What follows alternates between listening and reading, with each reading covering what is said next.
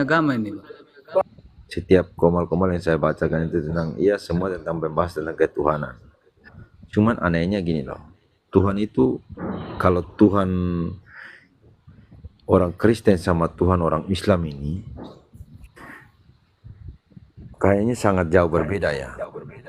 Padahal, padahal dalam Al-Quran mengatakan bahwa Al-Quran mengimani Taurat dan Injil, tapi orang bangsa-bangsa Israel tidak menyembah kepada Tuhan yang ada di Mekah. Ya Jika sudah, orang Pak. Saya tanggapi boleh? boleh, Oke. Jadi begini Pak ya. Al-Quran itu mengkonfirmasi Taurat dan Injil Pak. Tetapi Taurat dan Injil yang dimaksud oleh Al-Quran itu ya sesuai dengan konteks pembicaraan di ayat itu Pak. Ya, konteks pembicaraan Taurat dan Injil itu yang pertama, ketika berbicara Taurat, maka yang dimaksud adalah kitab yang diturunkan kepada Musa yang berupa loh batu Pak. Oke, itu ya. Nah, yang kedua, ketika berbicara Injil, maka Injil yang dimaksud itu adalah pengajaran yang keluar dari lisannya Yesus ketika dia hidup. Ketika dia hidup, catat Pak ya. Yesus waktu dia hidup ya, dia mengajarkan Injil. Dan itu belum dicatat Pak. Karena kalau Bapak belajar sejarah ya, kitab Markus, Lukas, Matius itu tahun 50 ke atas baru ditulis. Jadi ketika Yesus hidup, Bible belum ada Bapak. Ya, begitu pula dengan Taurat. Ketika Musa hidup, Taurat itu masih berupa keping-keping batu. Bukan kitab tanah yang sekarang. Kitab tanah yang sekarang ini kan Bapak tahu, itu sudah kompilasi di situ. Ada kitab para nabi yang setelah Musa kan ada di situ. Daniel, Yeskiel, Yeremia, itu kan semua hidupnya setelah Musa. Mazmur ya. Jadi tidak lagi itu sekedar Taurat saja gitu. Makanya disebut Tanakh, tidak disebut Taurat itu. Yaitu apa? Torah, ya, Tanakh, Nevi'im, Ketuvim kan gitu. Nah, itu gabungan, kompilasi. Begitu juga dengan Bible. Bible kan tidak hanya pengajaran dari mulut Yesus, tetapi sudah ada surat-surat Paulus contohnya. Apakah Paulus murid Yesus? Kan tidak, dia tidak sezaman dengan Yesus. Ada Filipi, ada Wahyu, yang semua itu baru ditulis pada abad ke-1. Tahun berapa tuh? Kitab Yohanes saja tahun 120 baru selesai ditulis. Ya. Nah, jadi yang dimaksud Al-Qur'an konteks yang pertama adalah itu, Pak. Yaitu kitab yang dimiliki oleh para nabi tadi, baik itu Musa, ya, baik itu Yesus atau Nabi Isa alaihissalam. Itu pertama. Yang kedua, Al-Quran ini mengkonfirmasi secara general Bapak. Maksudnya secara umum gitu. Bahwa ya kitab itu memang diturunkan kepada Musa dan juga diturunkan kepada Yesus. Hal ini sama Pak. Kenapa begitu? Karena Yesus sendiri juga mengkonfirmasi Taurat sebelumnya. Dalam Matius 2 ayat 23 dia katakan ya, ahli-ahli Taurat dan orang-orang Farisi telah menduduki kursi Musa. Maka itu lestarikan, ikuti apa yang diajarkan kata Yesus. Nah, tetapi jangan tiru perbuatan mereka. Yesus juga mengkonfirmasi Taurat secara umum. Buktinya apa? Dia tidak melaksanakan sabat Yesus. Nah, ini membuktikan bahwa dia konfirmasi secara umum, tetapi ada hal-hal yang dia berbeda dengan Taurat. Makanya itu disebut Injil. Hal yang berbeda antara Yesus dengan orang-orang Yahudi atau pengajaran Musa itu disebut Injil. Nah, tetapi dia mengkonfirmasi Injil itu. Yesus katakan apa? Tidak satu iot pun dari Taurat itu dibatalkan walau langit dan bumi runtuh. Janganlah kalian kira aku datang untuk menandakan kitab para nabi, tapi aku datang untuk menggenapinya. Nah, Al-Quran ya Pak, itu menggenapi Torah dan Injil serta kitab-kitab para nabi yang lain Bapak. Kalau Yesus dia menggenapi Taurat ya dengan Injilnya, maka Al-Quran menggenapi Torah, Zabur, Injil dan kitab semua para nabi digenapi dengan Al-Quran. Nah, analogi saya beginilah Bapak ya. Antara Al-Quran dengan kitab Bible Injil Bapak sekarang, Bible Bapak tuh umpamanya begini Pak. Saya bawa dua peta. Peta Jakarta tahun 2025 dengan peta Jakarta tahun 45 misalnya. Itu kan mengkonfirmasi Pak. Kalau saya tanya, saya bawa peta Jakarta tahun 45, saya bertanya sama Bapak, Bapak ini peta Jakarta apa bukan? Bapak pasti bilang iya. Walaupun namanya berbeda. Oh, di Batavia, Bang Al. Iya, tetapi ini ada konteksnya Jakarta kan? Iya. Nah, ya, nama-nama kotanya, tapi masih bisa dikonfirmasi bahwa itu memang kota Jakarta pada zaman dulu. Ah, begitu Pak. Jadi mengkonfirmasi itu secara general Al-Quran itu. Itu maksudnya sebagaimana juga Yesus dulu mengkonfirmasi Taurat itu secara general juga gitu. Teologinya gitu. Jadi secara hukum-hukum bisa saja ada perubahan dan update gitu. Ada apa istilahnya?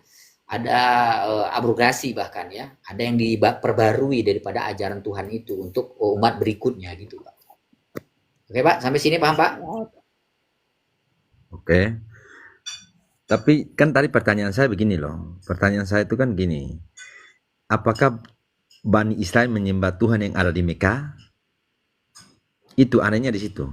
Oh, baik. Kalau ketika gini kan tadi kan pertanyaan saya gini. Kan kenabian itu kan telah diberikan kepada keturunan Ishak dan Yakub. Itu Al-Quran sendiri loh. Ini kan bukan Alkitab yang mengatakan, tapi Al-Quran sendiri mengakui. Enggak juga Pak, di Al-Quran ada Oh, itu juga Pak. Bukan cuma Isa Yakub saja, tapi ada bahwa Ismail. tidak ada Nabi Muhammad di situ. Tidak ada. Ya, Itu menceritakan tentang kenabian. Kenabian itu telah diberikan kepada keturunan Ishak dan Yakub. Bahkan Ismail pun tidak. ya, bentar, saya tanggapi ya. Ayat yang Anda sebut Enggak, baru. sabar. Terus kan apakah para nabi keturunan Israel itu menyembah Tuhan yang ada di Mekah? Bukankah bukankah negeri Mekah itu adalah zaman jahiliyah dulu itu kan tempat penyembah berhala bangsa Quraisy, Ya, yaitu dewa Al-Lata, Al-Manat sama Al-Uzza. ya udah. Saya tanggapi ya. Dengarkan baik-baik Pak ya. Di mute Pak. Itu ada suara piring itu. Oke, jadi gini Pak ya. Konteks yang disebut Tuhan negeri Mekah itu konteksnya adalah negeri Abraham. Ada Tuhannya Abraham. Kenapa? Karena Mekah itu didirikan oleh Abraham. Dia yang mendirikan Mekah itu, meninggikan bangunan Mekah itu, ya. Dia bersama keluarganya, Hagar dan Ismail anaknya. Jadi ketika Tuhan berfirman Tuhan negeri Mekah, itu konteksnya adalah mengingatkan orang-orang Mekah itu bahwa dahulu mereka hanya menyembah Tuhan Abraham saja. Mereka tidak menyembah berhala. Berhala-berhala itu belakangan baru ada Pak. Dulu pada zaman Abraham, pada zaman Ismail ya, nggak ada berhala di Mekah itu. Jadi orang-orang di Mekah tidak menyembah dua Tuhan. Ya, sekarang kan dulu kan waktu sebelum dihancurkan berhala itu oleh Nabi Muhammad SAW ya dengan dakwahnya itu ada 360 berhala kurang lebih itu Pak di sekeliling Mekah, bukan di dalam Ka'bah ya, di luar di sekelilingnya itu ditaruh. Nah, ayat itu mengingatkan orang-orang pagan Mekah itu supaya mereka kembali ingat nenek moyangnya dulu yaitu Abraham dan Ismail yang dulu Tuhannya mereka sembah. Hanya Allah Abraham saja ketika itu. Nah, lalu mereka membawa berhala karena dia berdagang sampai ke Syria, sampai kemana-mana, pulangnya bawa berhala. Ditaruhlah di luar Mekah itu, di luar Ka'bah. Dan itu diikuti oleh orang-orang lain. Akhirnya ada banyak berhala di situ. Nah, jadi berhala itu semacam jimat dibikin mereka itu. Jadi perantara antara mereka dengan Tuhannya Abraham, yaitu Allah. Nah, itulah ayat itu.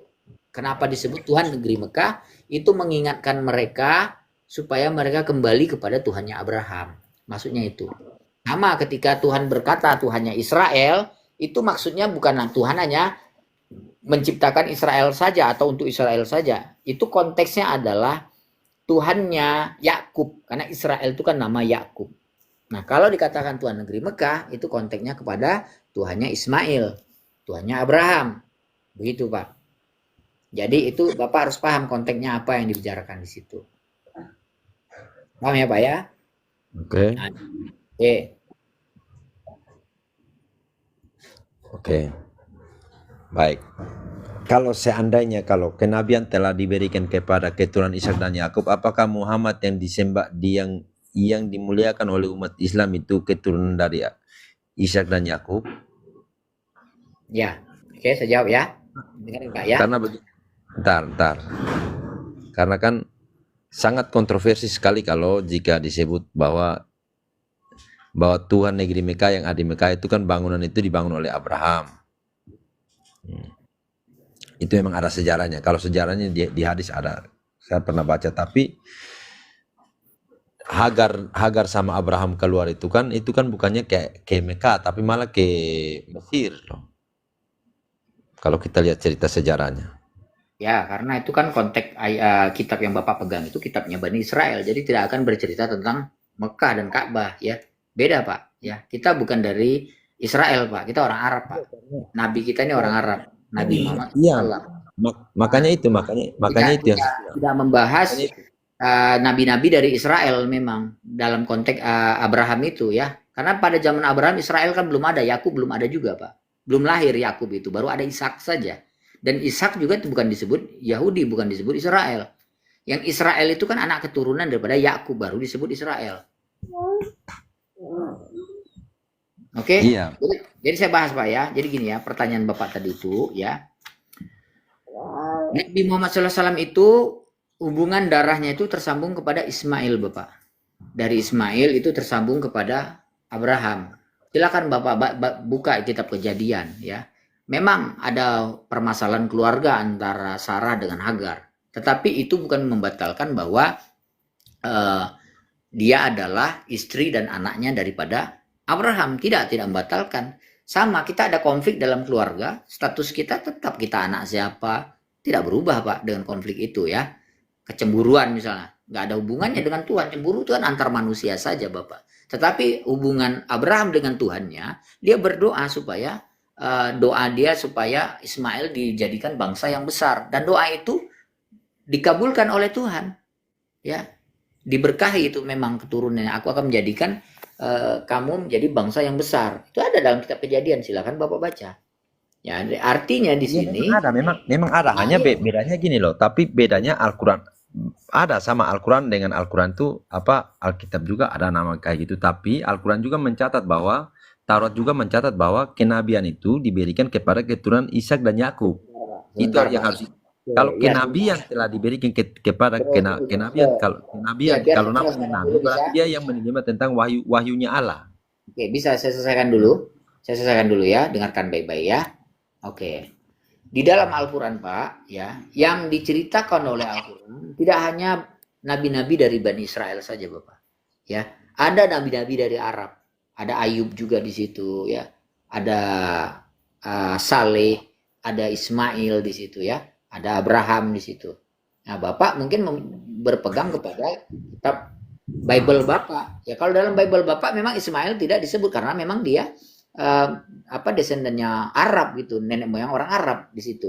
Ya tentulah tidak dijelaskan panjang lebar di situ. Karena kan kitab Bible itu kan meneruskan untuk Bani Israel saja, khusus kepada Bani Israel. Jadi kalau Bapak tidak temukan di dalam Bible secara spesifik tentang Ismail, itu wajar.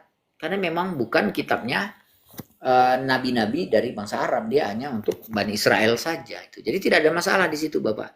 Tapi kalau Bapak buka Al-Quran, ya, di Al-Quran jelas, ya, anak keturunan Abraham itu, ya, disebut semua di situ Ishak, Yakub, ya, Ismail, ya, dan nabi-nabi yang lain, Pak. Ditunjuk oleh Allah sebagai nabi ya. Nah itu di Al-Quran jelas, Pak, ada gitu. Kalau Bapak mau debat tentang Ismail ya, di dalam Bible pun ada bahwa di dalam kitab misalnya Nehemia, misalnya Yeremia, itu disebut bahwa ada keturunan bangsa Arab itu disebut ya, bangsa Kedar itu ya. Nah, kemudian menjadi cikal bakal daripada bangsa Arab yang merupakan Kedar itu kan dari keturunan Ismail gitu. Di Bible ada disebut ya. Iya, memang di Bible ada semua kalau namanya Bible ini kan dia kan semua sejarah-sejarah dari awal mula jadi artinya dari kejadian pun ada, hanya gini loh, jadi begini, Pak. Nabi Muhammad SAW itu memang dari keluarga yang memegang kunci Ka'bah itu, bait suci yang didirikan oleh Abraham dan keluarganya. Jadi kakeknya itu memang yang diberikan tugas untuk mengelola Ka'bah itu secara turun-temurun, Pak. Itu berlangsung sebagaimana juga Baitul Maqdis ya, Yerusalem yang dikelola secara turun-temurun juga oleh keluarga Levi kan, dari keturunan Musa.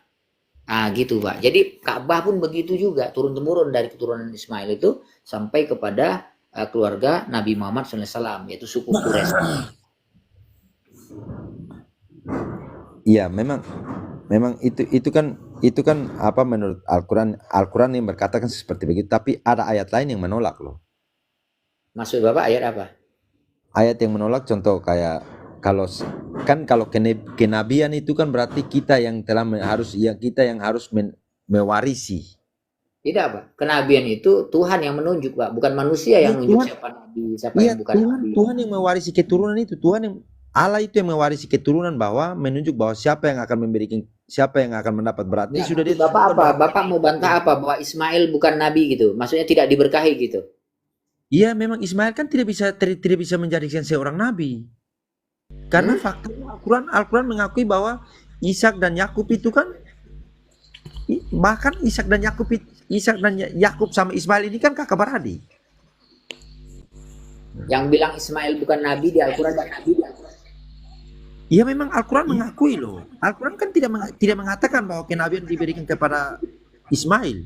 Apakah ada ayat Al-Quran yang mengatakan bahwa Ya, di Ismail mana ayatnya kenabian tidak diberikan kepada Ismail? Di mana ayatnya?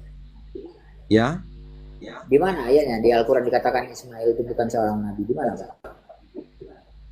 Maksudnya gini loh. Maksud saya kan gini, bukan Al-Quran mengatakan bahwa Ismail itu bukan seorang nabi, tapi di Al-Quran mengatakan bahwa kenabian itu telah diberikan kepada keturunan Ishak dan Yakub. Iya, bukan berarti tidak diberikan kepada berarti Ismail. kan bukan Ismail. Anda jangan baca satu ayat. Anda jangan baca satu ayat. Banyak ayat yang lain menjelaskan tentang kenabian Ismail, ya. Kalau Anda hanya membaca tentang Israel saja, tidak salah gitu. Tetapi Anda jangan lupa, Al-Quran tidak hanya bercerita tentang nabi-nabi dari Bani Israel, tapi juga bercerita tentang anak keturunan Abraham dari jalur Ismail. Ya. Nah, jadi baca tuh komprehensif. Itu berarti itu pilihan Abraham atau pilihan Tuhan? Nabi tidak diangkat oleh manusia. Kalau kamu memframing keturunan Abraham, apakah berarti Pak, dia itu dipilih oleh Abraham?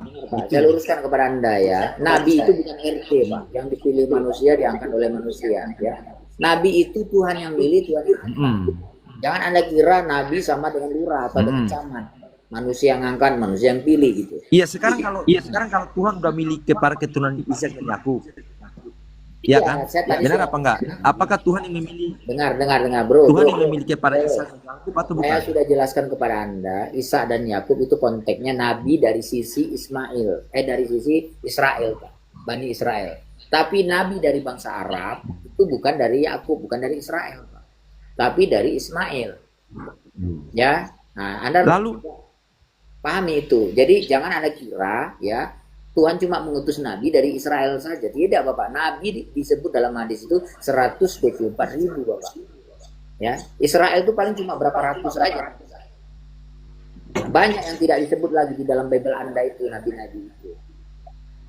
Tapi Al-Quran harus ikuti mereka. Al-Quran mengatakan bahwa harus ikuti mereka.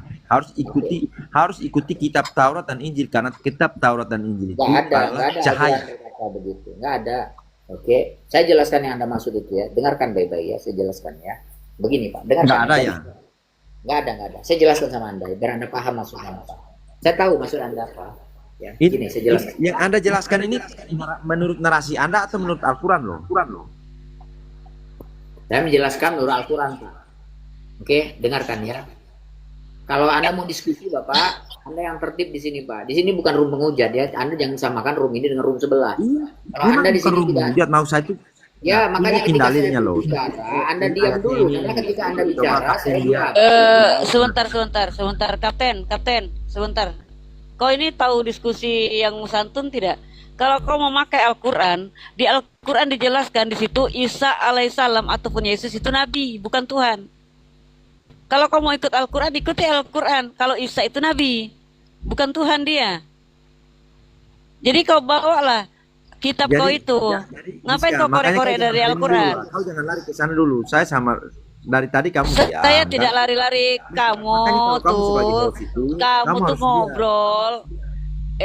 Kenapa saya harus diam? Ini komal-komal saya. Saya kan bertanya, apakah kamu itu pakai memang narasi tidak menghujat, tetapi kamu tidak memberi kesempatan orang menjelaskan. Saya bicara kasar atau kata-kata yang nggak bagus. Oke, udah saya jelaskan. Makanya Pak Kapten nanti saya jelaskan. Jangan Bertanya, disebut. bro. Saya kan bertanya kan dengan cara baik-baik. Saya kan tadi kan saya bilang. Ya, kan Anda sudah bertanya. Sekarang giliran saya menjawab. Atau menurut Al-Quran. Boleh saya. Pak Kapten. Orang Bang kamu Ab- bertanya, tetapi tidak memberi kesempatan orang menjelaskan. Macam mana itu? Ya, saya menjelaskan dua-duanya, Pak. Menurut Al-Quran saya jelaskan, bukan menurut saya, Pak. Oke? Saya agama ini bukan agama saya, agama Islam ini agama dari Al-Quran. Oke, saya jelaskan ya. Begini, Pak, ya. Yang Anda tanya itu ya. Al-Quran tidak ada mengatakan harus ikut Diminos. Tidak ada mengatakan harus ikut Yahudi, harus ikut Nasrani. Tidak ada. Bahkan sebaliknya ya. Dilarang bahkan. Gitu ya. Nah, begini Pak ya. Yang Anda maksud itu adalah konteksnya. Nabi Muhammad itu sebelum hijrah ke Madinah, dia berada di Mekah. Di Mekah itu awal mulanya dia menyampaikan dakwah Islam. Di Mekah, di Mekah nggak ada Yahudi, nggak ada Nasrani, kecuali hanya segelintir saja. Nah, orang-orang Mekah Bapak nggak ngerti cerita-cerita tentang Israel, tentang Abraham, tentang Nuh, ya, tentang Musa. Nggak ngerti orang Mekah itu, pagan Mekah itu, mereka nggak ngerti ya, karena dia sudah jauh jaraknya itu. Jadi ketika Tuhan berfirman kepada Nabi Muhammad SAW menceritakan tentang Musa, tentang banjir Nuh, tentang Yakub, tentang Ishak, ya, mereka nggak bertanya-tanya ini cerita apa gitu. Kami nggak ngerti gitu. Nah, makanya ketika ayat itu turun, ya, mereka disuruh kalau kalian tidak percaya tentang Al-Quran yang menjelaskan tentang kejadian umat-umat terdahulu ini, nanti kalian silakan bertanya tentang kepada ahli-ahli kitab. Karena mereka juga berdagang kan keluar dari Mekah itu. Mereka pergi ke Syria, ke Sam. Nah, mereka bisa bertemu di sana dengan orang Yahudi maupun orang Nasrani. Jadi hanya Allah menegaskan bahwa ya apa yang Allah sampaikan kepada Nabi Muhammad di dalam Al-Quran itu sesuatu yang benar. Walaupun Nabi Muhammad SAW tidak pernah mengetahui tentang cerita-cerita itu sebelumnya. Nabi Muhammad nggak pernah dengar cerita tentang Musa, ya, tentang Daud, tentang Sulaiman, tentang Yesus, nggak pernah dia mendengar. Dia baru dengar ketika Allah firmankan di dalam Al-Quran. Yang ragu siapa? Yang ragu bukan Nabi Muhammad SAW. Yang ragu adalah orang-orang pagan Mekah ketika itu. Mendengar cerita itu, cerita tentang Yesus, cerita tentang Musa, cerita tentang Israel. Mereka bilang ini cerita tentang apa nih Muhammad gitu. Kami nggak ngerti gitu. Dan mereka ada ragu-ragu yang tidak percaya tuh, mereka ragu gitu. Makanya Allah bilang kalau kalian ragu tentang apa yang disampaikan, kami sampaikan kepada Muhammad, silakan bertanya kepada ahlul kitab.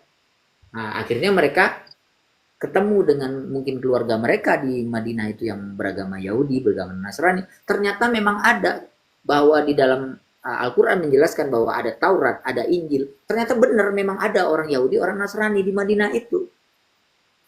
Jadi maksudnya itu Pak.